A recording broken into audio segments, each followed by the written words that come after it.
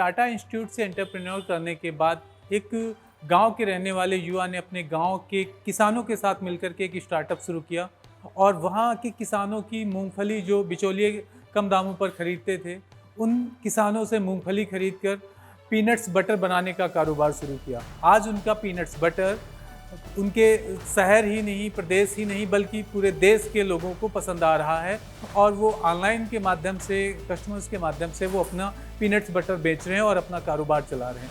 उनके इस कारोबार में उनका साथ दे रही कुछ स्वयं सहायता समूह से जुड़ी हुई महिलाएं, जो भी उनके साथ काम करके काफ़ी खुश हैं। क्या है उनका ये स्टार्टअप और कैसे काम करता है, क्या उनके सपने हैं और युवाओं के लिए क्या संदेश है उनका, जानने के लिए बने रहिए हमारे साथ, देखते रहिए गांव जंक्शन। सबसे पहले जानते हैं कि मल्टीनेशनल कंपनी में नौकरी छोड़कर पीनट बटर का बिजनेस शुरू करने का आइडिया और कंसेप्ट अमन कुमार के दिमाग में कहां से आया और कैसे आया।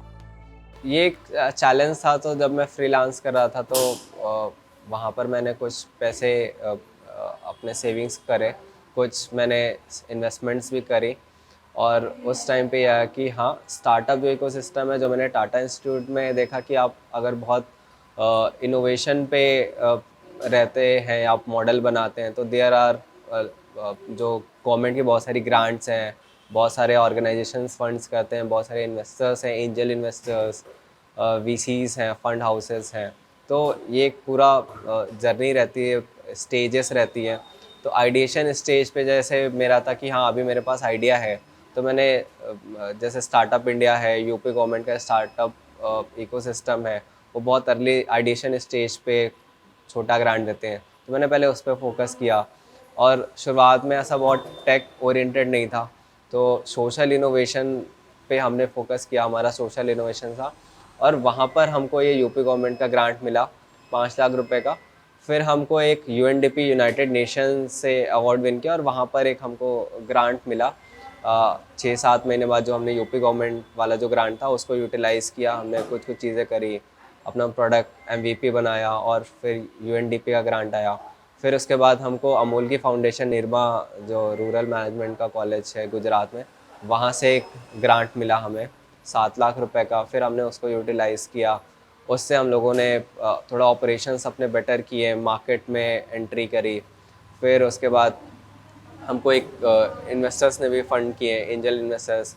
मैं 2 साल पहले मैंने एक IIM लखनऊ में संरक्षण प्रोग्राम में पार्टिसिपेट किया था।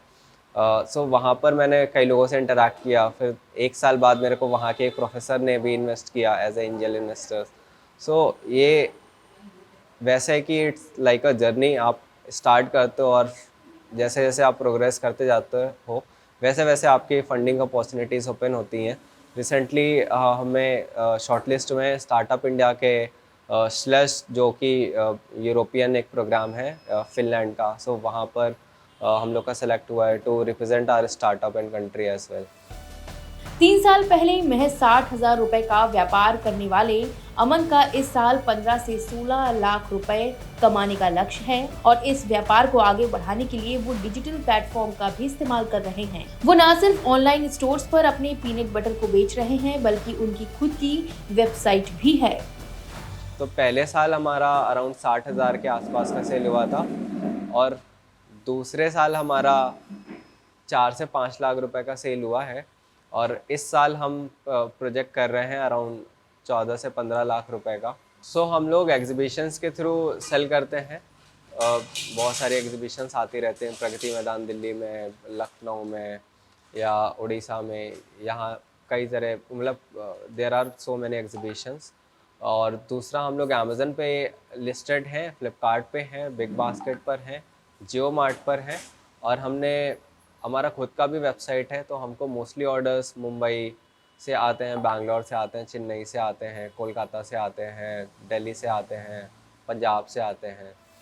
अमन के इस बिजनेस आइडिया ने गांव की महिलाओं और किसानों को भी रोजगार देने का काम किया है। वो किसानों से मूंगफली खरीदते हैं, जिसके उन्हें अच्छे दाम मिलते हैं और फिर गांव की महिलाओं की मदद से अमन इन्हीं मूंगफलियों से बटर तैयार कर रहे हैं।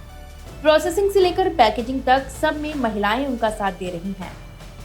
साल भरे थे, दूसरा साल लाग गया है जब तक यहाँ काम कर रहे हैं। इसके पहले क्या काम करती थी? देहात में मतलब खेती काम करते थे। भिंडी हैं, मूरी हैं, गजरा हैं, ये सब बाई जाती, उसको निकाई जाती, निका के उसको धो करके बेचने लिए ले जाते हैं। शहर में बैठ के बेचते हैं, कुछ लड़का ले जाते हैं, वो बेचते हैं जाके। हम लोग करते हैं। फिर गेहूँ बोते हैं, फिर उसको सींचे जाते हैं, फिर खाद डाली जाती है। ये सब ये वगैरह खेती का काम है ये। तो वो काम करती थी। वहाँ हाँ। से कितने पैसे मिलते थे? वहाँ तो लाला मतलब अब 250 रुपया घर ही ले हैं। लगता है हमका बच्चा छाए में बैठी तो यहाँ अच्छा लग रहा है, यहाँ 10 रुपया कम मिले तो वो सुकून है। लाला हुआ के 250 नहीं सुकून है, लेकिन किराया भाड़ा लगा के 270 रुपया देते हैं। यहाँ लाला तो ये बनाती हैं तो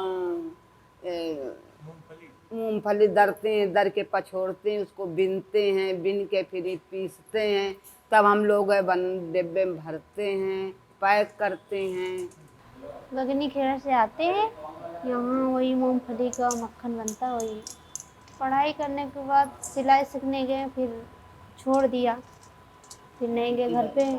फिर खेती किया मेरे पापा ने, टमाटर वमाटर बोते हैं, तुरई लौकी यही बोते, उसी में काम करते हैं। मेरे भाई भी सपोर्ट है, मेरे पापा हैं, मम्मी तो है नहीं मेरी। वो लोग उन लोगों से पूछ के सब आते हैं, उन लोगों का सपोर्ट रहता है। क्या बनाती हैं यहाँ पे आप? क्या काम करना पड़ता है? वही मूंगफली का मक्खन बनता है, इसी को इसमें डिब्बे में कैसे डालते हैं। बनाती हैं मूंगफली का मक्खन? पहले इसको डालते हैं, फिर बीनते हैं, फिर मिक्सर में उसमें पीस के फिर डिब्बा में मिलते हैं। लाखों युवाओं को प्रेरित करने वाले अमन का कहना है कि युवाओं को चाहिए कि वो खुद कुछ ऐसा करें कि रोजगार ढूंढने के बजाय रोजगार देने की कोशिश हो। उन्नाव से गांव जंक्शन के लिए सुमित की रिपोर्ट। सभी सोशल मीडिया प्लेटफॉर्म पर गांव जंक्शन को फॉलो करें। व्हाट्सएप नंबर और जीमेल आईडी पर भी संपर्क साध सकते हैं।